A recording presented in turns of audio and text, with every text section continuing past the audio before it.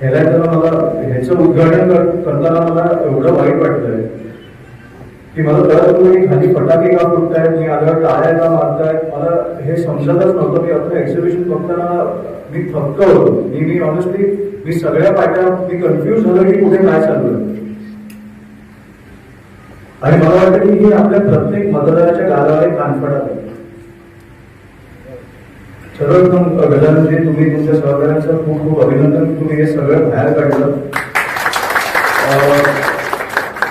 बाकी मी पत्रकारांशी बोलीनच, पण माझं तुम्हाला एवढंच सांगणं आहे की हे असतीलच. मला माहिती निवडणूक आयोग सुधारणार नाहीये. जानेवारीमध्ये त्यांचे निवडणुका लागणारच आहेत. आपल्याला अजून शोधून काढायचे.